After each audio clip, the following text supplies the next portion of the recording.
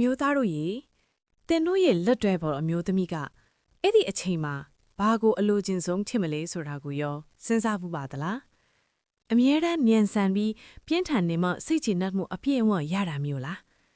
တကယ်တော့ဖြည်းဖြည်းချင်းစီးမျောသွားတဲ့ခံစားချက်ကပိုပြီးနှက်ဆိုင်တဲ့ပျော်ရွှင်မှုကိုပေးနိုင်တယ်ဆိုတာကိုရောသင်သိပါသလားကျမတို့အမျိုးသမီးတွေရဲ့ခန္ဓာကိုယ်ဟာဂီတတူရိယာတစ်ခုလိုပါပဲအလင်းစလိုတိခတ်တာထက်စီးကြမှန်မှန်နဲ့နူးနူးညံ့ညံ့ကွိုင်းတွဲတာကိုပိုပြီးနှစ်သက်ကြပါပဲအမျိုးသားအများစုကပြီးဆုံးချင်းဆိုတဲ့ပန်းတိုင်ကိုပဲအမြန်ရောက်ချင်ကြပြီမဲ့အမျိုးသမီးတွေအတွက်ကတော့အဲ့ဒီပန်းတိုင်ကိုသွားတဲ့ခရီးလမ်းကပိုပြီးအထည်ပဲရှိပါတယ်ဖြည်းဖြည်းချင်းသွားတဲ့အခါမှာတဦးနဲ့တဦးရဲ့အသက်ရှူသံအထီးအတွေ့နဲ့နှလုံးခုန်တန်တွေကိုပိုပြီးခံစားမိစေပါတယ်အမျိုးသမီးတစ်ယောက်ရဲ့စိတ်လှုပ်ရှားမှုဟာရေနွေးအိုတလုံးစုပွက်လာတယ်လို့မျိုးဖြည်းဖြည်းချင်းတက်လာတာပါအလင်းစလိုလှုပ်ဆောင်တဲ့အခါခန္ဓာကိုယ်ကအစင်သက်မဖြစ်သေးတာမျိုးဒါမှမဟုတ်စိတ်နဲ့ကိုယ်နဲ့မကတ်တာမျိုးဖြစ်တတ်ပါတယ်ဖြည်းဖြည်းချင်းဆက်ဆံတဲ့အခါမှာတော့ခန္ဓာကိုယ်ရဲ့အစိတ်အပိုင်းတိုင်းမှာရှိတဲ့အာယုံဆဲလေးတွေကတုံ့ပြန်ဖို့အချိန်ရသွားပါတယ်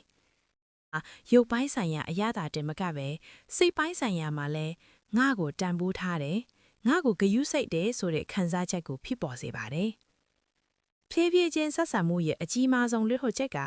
မျက်လုံးချင်းစုံမိပါပဲ။မြန်ဆန်နေတဲ့အချိန်မှာကျမတို့ဟာကိုယ့်ရဲ့စိတ်ကြည်နပ်မှုနောက်ကိုပဲလိုက်နေမိကြပါတယ်။ဒါပေမဲ့အရှိန်ကိုရှော့ချလိုက်တဲ့အခါမှာတော့တစ်ဖက်လူရဲ့မျက်နှာအမူအရာတုံ့ပြန်မှုတွေကိုတေချာမြင်တွေ့ရပါတယ်။ဒီလိုနှက်ဆိုင်တဲ့ဆက်သွယ်မှုဟာအမျိုးသမီးတစ်ယောက်ကိုပိုပြီးယုံကြည်မှုရှိစေသလိုတဲ့အပေါ်ကိုလည်းပိုပြီးရင်းနှီးတွေ့တာဆွာစေပါတယ်။ဒါကြောင့်နောက်တစ်ချိန်မှာအလင်းမလိုပါနဲ့။အချိန်ကိုခဏရက်တန့်ထားလိုက်ပြီးတဦးရဲ့အထီးအတွေ့ကိုတဦးကဖြည်းဖြည်းချင်းခံစားကြည့်ပါ။အဲ့ဒီအခါမှာတင်အရင်ကမကြုံဘူးတဲ့ပိုမိုပြီးစွန်တဲ့ပျော်ရွှင်မှုအသစ်ကိုတင်ရောတင်လက်တွေကိုပါအတူတူရှာဖွေတွေ့ရှိပါလိမ့်မယ်။အချစ်ဆိုတာအပြေးပြိုင်ဆိုင်မဟုတ်ပါဘူးအတူတူကရတဲ့နူးနူးညံ့ညံ့နဲ့ကကွက်တာချစ်ပါလေ